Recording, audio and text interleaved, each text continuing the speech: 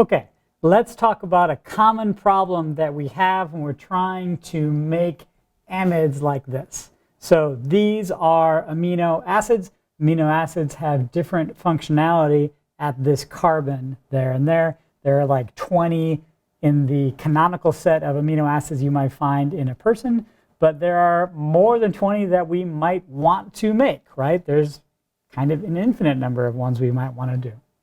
And so it's important to us when we're trying to make peptides and peptide mimics and peptide-ish things like this, it's important that we kind of get them in the order that we want to get them.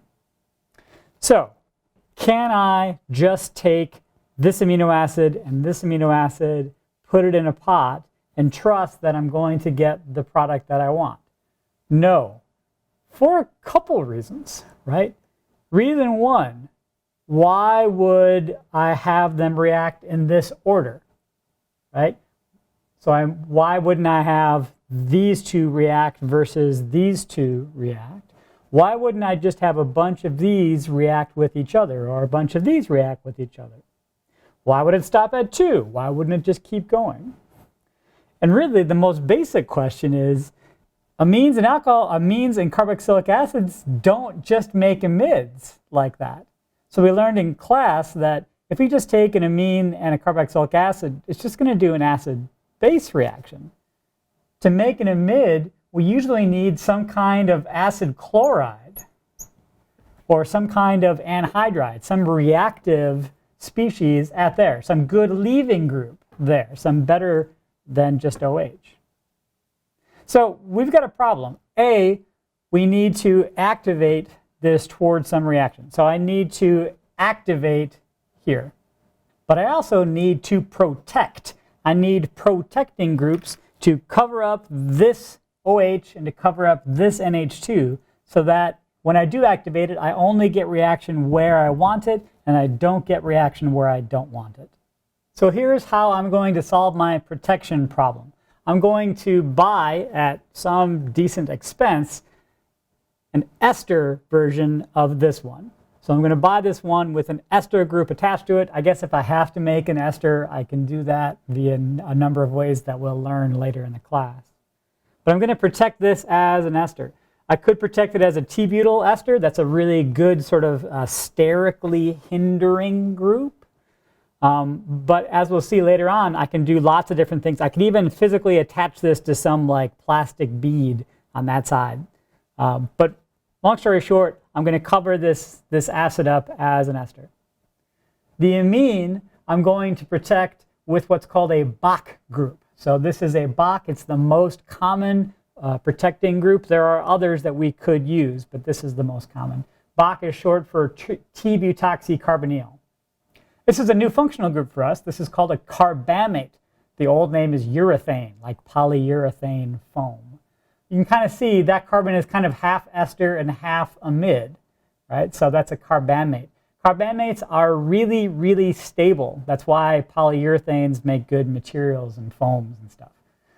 It's stable to attack, so a nucleophile would have a hard time attacking with this. First of all, the nitrogen and the oxygen deactivate it by giving it lone pair electrons. But this T-butyl group also kind of gets in the way of stuff trying to attack this. So this is not electrophilic. I can't attack it. It's also non-nucleophilic, right? So usually, sometimes I worry about my nitrogen lone pair doing some reaction that I don't want. In this case, that lone pair is delocalized into this pi system. It's an amide, essentially. And so that protected amine is neither nucleophilic nor electrophilic. So that's great. I don't need to worry about it reacting with nucleophiles or electrophiles. Okay, so that's protected. That's protected. Now I can bring these two things together. So I left off the last problem, the problem of how to activate this OH, right? I really don't want to have to make acid chlorides all the time. That's the second step. Acid chlorides are hard to work with and corrosive, and I just don't have time, right? So think about the biochemist that's trying to make 100 amino acid peptide in the lab, right? I would really like it to get down to one step per peptide and not several steps making the acyl chloride and then doing something else. And so we developed this one-step way to take an acid and an amine and get to an amide. And it uses something called DCC. DCC is dicyclohexyl carbodiimide. It's got this weird carbon with 2 double bonds to nitrogen. It's a little bit like carbon dioxide in that respect. If you ever have to actually use it in the lab, be careful. It's a skin sensitizer, and some people can get some really, really bad allergic reactions to it. But it's very, very useful in a chemical sense. The downside is that, so where does it go? Essentially, we're going to lose the OH and an H from here, and it's going to go onto that DCC to make, here you can see this has just added an H2O, essentially. This is called a urea. It's dicyclohexyl urea. Ureas, again, is a new functional group for us. You can think of it as a double amide, right? It's like an amide, but there's also a nitrogen on the other side. Like amides, very, really stable, not reactive, but it's a byproduct that we'll have to get rid of and purify out. How does this work?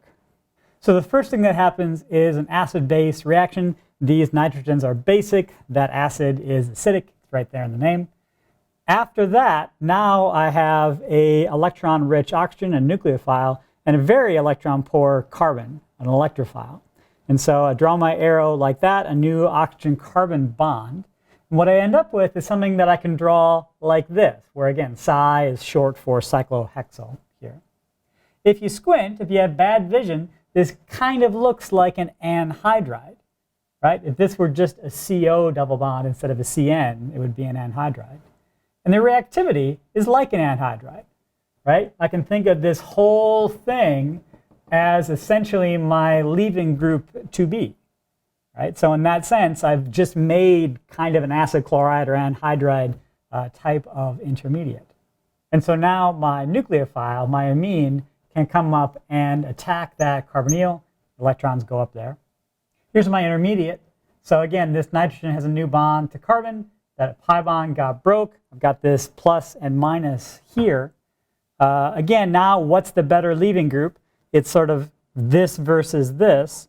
And it turns out that this is usually a better leaving group than that, especially when I think about this nitrogen going to grab this extra proton first, right? So once that proton transfer happens, everything else happens pretty quick. So this is going to push down, that's going to push over, and I end up with my new amide and that urea byproduct. But again, it's a one-step way for me to make an amide from an acid, and bam, I have a new amide that I made from a carboxylic acid and an amine without having to go through the acid chloride or the anhydride. So let's say I want to use DCC and my protected amino acids to synthesize a big long chain, right? So my protecting groups are doing their job. That's great. I still have 2 big problems to worry about. One is that I need to make sure that every coupling goes almost perfectly, like 100% conversion. I need that because if I'm going to just run like 100 or even 15 of these in a row, if I have errors, those errors are going to add up really quickly. So I need really, really effective coupling strategies. The other thing is just the time sink that purification is going to involve, right? So purification, like aqueous workup, separator funnel stuff, that's always a pain. But now if I'm trying to purify peptides from each other that are very, very similar in every way, that's going to be nearly impossible. Luckily, this problem was more or less solved in the 60s by Merrifield, and this was a Nobel Prize. So here was the great idea. Let's actually covalently attach our amino acid chain to a polymer bead. So I'm talking about a macroscopic bead that you can see, that you can pick up with the tweezers, okay? So that bead has a bunch of these chlorines hanging off of it, all right? And we're going to do an SN2 reaction, and we're going to basically staple my first peptide onto the bead. Notice that the peptide I'm putting on is Bach protected. The amine is protected, and the Bach group comes off with trifluoroacetic acid. Again, Bach is stable to nucleophiles and to electrophiles. Pretty much the only way to take it off is to use a really strong acid like trifluoroacetic acid, or TFA. Cool. Okay, so that gives me this amino acid with an NH2 on the end, ready to grow. So let's go. So here it's just on top of the right side again. I'm going to do my DCC coupling reaction to couple my carboxylic acid with my amine to get this new peptide bond. And notice that the amino acid I'm giving it is also Bach protected. So there's always a Bach on the end that the next step I need to then take off, right? So that's the cycle I'm going to repeat again and again. Attach a Bach protected amine, take the Bach off so the end can grow again. Attach, deprotect, attach, deprotect, attach, deprotect. That'll grow the chain as long as I can. Again, if I'm not 100.0% reaction selective and good yield and all that, I'm going to start building up errors. That's eventually going to hurt me. But assuming I can avoid those errors, now when I'm ready to get my chain, I just treat the whole thing with hydrofluoric acid, and that's actually going to cleave it off the polymer bead. All right, so this is a really, really nice way to make peptide chains. And you can kind of see how this is now amenable to automation. So even back in the 60s and 70s, they essentially had machines doing this running 24/7, right? Like add this, add acid, add this, add acid. They just purify it by washing it, right? So just put a whole bunch of solvent through the stuff to wash it. And that's also how they make sure their yields are so high. They add a ton of excess reagent because they're not worried about trying to purify that excess reagent away. They just wash it out because the stuff we care about is connected to the polymer bead, and everything we don't care about is not connected to the polymer bead. What do these peptide synthesizers look like? So I found these on the web. I think it's cem.com. On the left, you see kind of their standard model. All those tubes would contain different amino acids, and you kind of just punch into the computer. This is the amino acid chain sequence I want. Push start, and it goes for itself. If you need to make a lot of stuff, their production scale model is the one in the middle. You can see it's quite a bit bigger. It's got that little cabinet built in. And the specs that it says that if you're trying to make a 10-mer, so 10 of these amino acids linked together, you're going to be able to make 800 millimole in 7.5 hours. So that's crazy. That's almost like if the molecular weight is 1,200, what's 1,200 times 0.8? That's like a kilogram of a decapeptide in one work shift at the plant. That's pretty impressive. Even for a 35-mer, so triple that size, you're still going to be able to make about 1/4 of a mole in a full day, in 24 hours.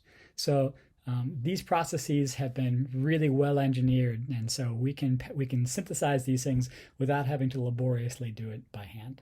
So, you know, what's really good at making peptide CN bonds is any living organism ever. And they don't have DCC. There's no DCC in your bloodstream. I don't think there's any acid chloride. If there's acid chloride in your bloodstream, you should step out of the lab for a second and get some fresh air. So how does the body make amides from acids, right? And it really, at physiological pH, it's not even an acid. It's a carboxylate anion, which is even worse in terms of trying to make an amide from it. So the body has a similar strategy as we used in DCC peptide coupling, which is we got to make this oxygen into a better leaving group. And so how does the body make it into a leaving group? There are a couple strategies. One is to use phosphorylation. So in your biology classes, even going back to high school, you probably heard about ATP. It's the energy of the cell, right? So this is why ATP is the energy of the cell. This is basically activating my carboxylic acids toward nucleophilic attack. The product, so giving one phosphate away, the product is an acyl phosphate, right? So now I've got this instead of the OH or the O minus. And you can kind of see how this on its own is a pretty stable anion. It's phosphate, inorganic phosphate, sometimes called PPI, for inorganic phosphate, polyphosphate sometimes.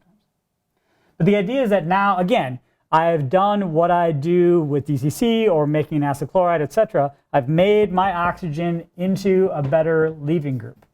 And that can then go add this acetyl group or other kind of acyl group. Acyl is a general term for this kind of functionality. But this is the biological equivalent of an acid chloride or an anhydride. This is nature's acetic anhydride. The other candidate for nature's acetic anhydride is acetyl-CoA. So here, this CoA is short for coenzyme A. Coenzyme A is a very large piece of a molecule. This whole thing, I ran out of board space, so this is this whole thing. It's a giant piece of machinery. It's a giant piece of machinery. And so the only thing that I really want you to care about of all these bonds is this bond right there. Sulfur is a bigger atom than oxygen, bigger than nitrogen, and this is a weaker bond. And so this whole thing, this massive, huge piece is essentially a leaving group. And it's a decent leaving group because sulfur is so big. All right, so we usually, do I need you to memorize this? No, no, for real, do not memorize this. This is coenzyme A. It is almost always written like this with the S-CoA. We are going to write the S because, again, the important part of this is that that's a sulfur atom. And it's a weaker CS bond. It's a bigger atom, less orbital overlap, etc. And so acetyl-CoA is another thing that the body uses as an acetyl donating group, essentially an acid anhydride derivative. Again, new functional group. It's like an ester, but with a sulfur, so we'll call it a thioester if we're forced to name it. But again, here we have two new functionalities that are going to serve biologically as acid chloride equivalents. Acyl phosphates of some kind and acetyl-CoA.